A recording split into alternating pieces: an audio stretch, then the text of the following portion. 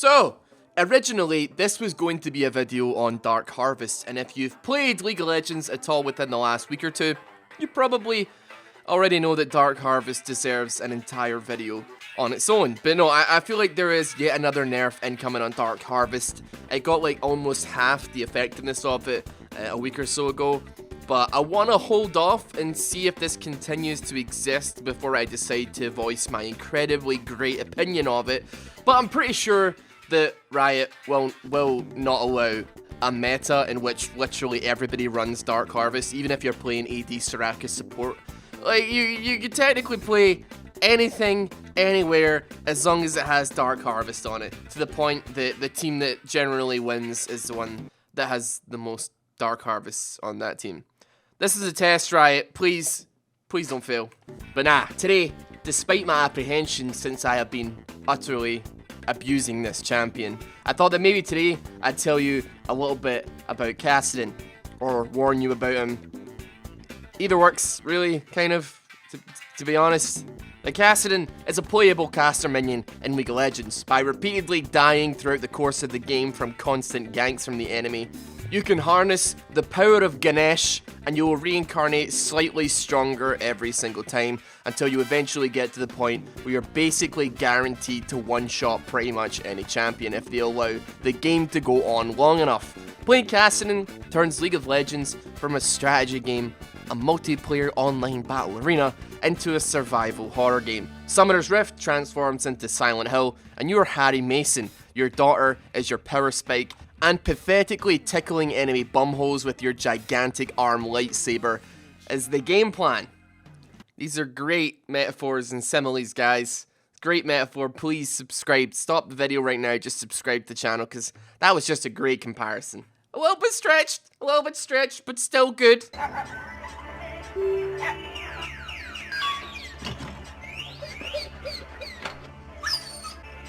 お前の仕業だったのか。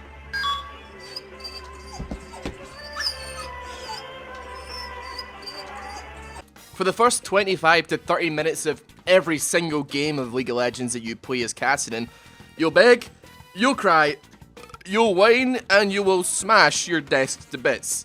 All in the hopes that your jungler babysits your lane just so your team can survive to the point where you can actually win a game. I cannot even remotely stress, by the way, I cannot emphasize enough how useless a champion Kassadin actually is early on in the game. Like, seriously, I could use anime references. I could put a video from JoJo's Bizarre Adventure probably on screen.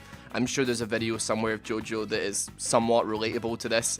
I could use similes. I could use cutaway gags like that terrible World of Warcraft gag in Family Guy.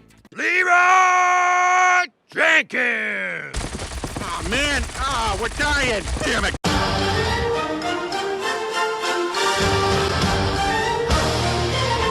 But no, nothing would actually quite put across to you how tragic his early game is, other than just straight up telling you, to the point that even if you're a master tier player playing into a bronze 5, unless your jungler accepts the fact that you might as well be playing with your toes, if they pick something like Orianna or Zed or Talon, then your early game is donezo. Like, lane bullies that can punish you or zone you, they basically just leave you staying at your tower, trying to soak minions till you eventually level up your ultimate and are able to get one minion every 10 or so seconds.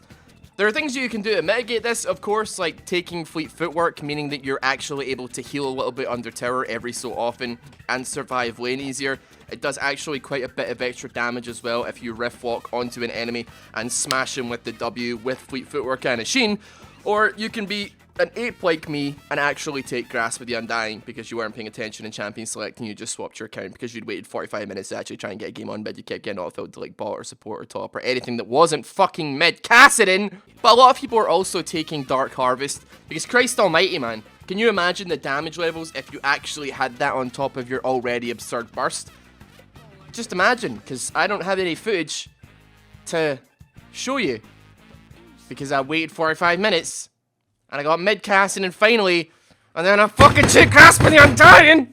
So that's basically all of the downsides of Kassadin. If you don't mind playing a zombie survival game early, and you're finally pulling into the 25 minutes of the game, or even more miraculously, you actually win lane by sheer force of will or force of jungler, then my god, have the enemy team got a problem on their hands. With a less than 2-second cooldown on your ultimate at level 16, if you've actually got some CDR on you, with both an Archangel staff and a Rod of Ages that is fully stacked, and with you only getting more and more powerful by the minute, you're basically free to do whatever you want, with Flash being on a second cooldown and mana that would confuse even a fully stacked Ryze. You can be in any lane at a moment's notice, and plus during teamfights, if you stack your ultimate well enough up to max and you have enough mana to actually drop a couple, you can basically run down the backline, because let's face it, no jungler or top laner or support is really ever going to catch you when the ADC is trying to run away from you. Not to mention the fact as well that you have shields out of your ass. Archangel's giving you like an extra 1k health on top of your Rod of Ages that already gives you a crap load of health. A Zhonya's Hourglass for that, oh god, I have made a horrible mistake moment. And a Q that also gives you hundreds of HP worth of magic shield as well. Not even taking into the account that your Q also has a micro stun, making playing against a Malzahar or a Katarina probably the easiest thing in the world. If you're playing against Malzahar, he drops out his Voidlings, one of your E's literally clears every single Voidling and you make like 15 gold or something. You can make like 15 gold from one E if a Malzahar is stupid enough to actually use his abilities in lane. If he drops an E on you, you just Q him or Q a minion and you basically mitigated all of the damage of his Space Age stuff. If he ulties you, if he doesn't have his Void Sphere up, if you just Q him as he's about to do it, it cancels it. If a Katarina, she dives on you, she flies around grabbing her fucking daggers, she starts to use her Death Lotus, just Q that as well. And then just laugh as you riff walk in the opposite direction. It's terrible. Now your E also slows to hell, and your W pair with a Lich Bane hits kind of hard. And generally, Kassadin is the end game boss of League of Legends. When you actually hit full build, you're essentially a Doombot that has become sentient and hacked their way into a ranked game. So that's Kassadin. From caster minion to raid boss. It's pretty much the greatest underdog story that League of Legends will ever see.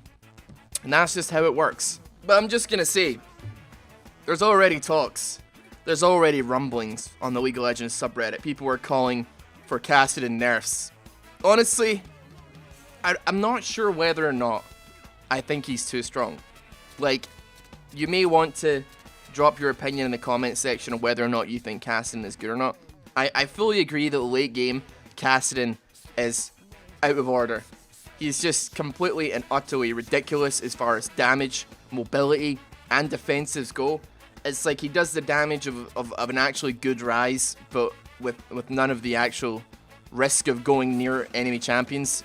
You can fly around the map like it's nothing, land on people's heads, and essentially one-shot them if you're fed enough. But his early game is just so terrible. It is awful. If an enemy team actually has a decent early game, and the enemy jungler is smart enough to camp you pre-6 and just burst your flash and then sit in bushes and make sure you're not able to do anything, like, even if your jungler comes to fight 2v2s, pre-6, you're not going to win. Unless you're up against a lane that you actually do really well against, like I said with Katarina, and you manage to dodge her daggers, your jungler is still fighting a 1v2. And unless that is somebody who can actually win 1v2s very early on in the game, like maybe an Udi or something, you're going to have a little bit of problem. You're going to have a slight problem dealing with this.